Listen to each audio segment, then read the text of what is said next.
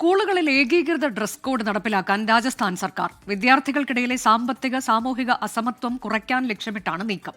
നിർദ്ദേശം ഉടൻ നടപ്പിലാക്കുമെന്ന് വിദ്യാഭ്യാസ മന്ത്രി മദൻ ദിലാവർ അറിയിച്ചു. ബൽറാം നെടുങ്ങാടി വിവരങ്ങളുമായി. ബൽറാം, ഇതിനുള്ള കൂടിയാലോചനകളൊക്കെ കഴിഞ്ഞ കുറച്ച് നാളുകളായി നടക്കുന്നുണ്ടായിരുന്നു.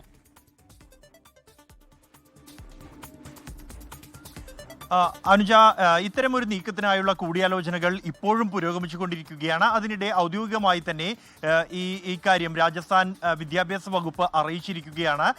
വിവിധ സ്കൂളുകളിൽ വിദ്യാർത്ഥികൾക്ക് ഇടയിലുള്ള അസമത്വം, അത് സാമ്പത്തികവും സാമൂഹികമായ അസമത്വം ഒഴിവാക്കുന്നതിന് വേണ്ടിയാണ് സംസ്ഥാനത്തെ എല്ലാ സ്കൂളുകളിലും, സർക്കാർ സ്കൂളുകൾ, എയ്ഡഡ് സ്കൂളുകൾ, ഒപ്പം തന്നെ സ്വകാര്യ സ്കൂളുകൾ എന്നിവയിൽ വിദ്യാർത്ഥികൾക്ക് എല്ലാവർക്കും ഒരേ ഒരു യൂണിഫോം എന്ന ഒരു തത്വം നടപ്പിലാക്കാൻ ഒരുങ്ങുന്നത്. നിലവിൽ പല സ്കൂളുകളിലും പല യൂണിഫോമാണ്. പല സ്വകാര്യ സ്കൂളുകളിൽ ഉൾപ്പെടെ അവർ അവരുടേതായ വ്യക്തിത്വം പ്രകടിപ്പിക്കുന്ന തരത്തിലുള്ള യൂണിഫോമുകൾ വിദ്യാർത്ഥികൾക്ക് നിർദ്ദേശിച്ചിട്ടുണ്ട്.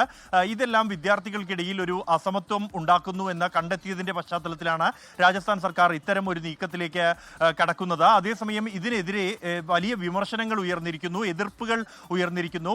പ്രത്യേകിച്ചും ഈ സ്വകാര്യ സ്കൂൾ മാനേജ്മെന്റുകളുടെ സംഘടനകളുടെ ഭാഗത്തു നിന്നാണ് ശക്തമായ എതിർപ്പ് ഉയർത്തിയിരിക്കുന്നത്.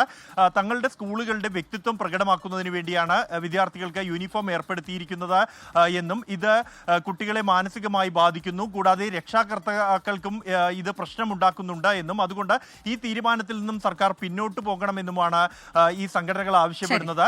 ഇത്തരത്തിൽ അസമത്വം ഒഴിവാക്കാനാണെങ്കിൽ വിദ്യാഭ്യാസ നിലവാരം മെച്ചപ്പെടുത്തുകയാണ് സർക്കാർ വേണ്ടത് എന്നാണ് സ്വകാര്യ സ്കൂൾ സംഘടനകൾ വ്യക്തമാക്കുന്നത്. രാജസ്ഥാനിൽ സ്കൂളുകളിൽ ഏകീകൃത ഡ്രസ് കോഡ് വരുന്നു. ലോകത്തെവിടെയായാലും ഏത് സമയത്തും 24 വാർത്തകളും ഓഗ്മെന്റഡ് റിയാലിറ്റി പാക്കേജുകളും എക്സ്പ്ലെയിനറുകളും വിശദമായി കാണാൻ ഞങ്ങളുടെ യൂട്യൂബ് ചാനൽ നിങ്ങൾക്ക് സബ്സ്ക്രൈബ് ചെയ്യാം.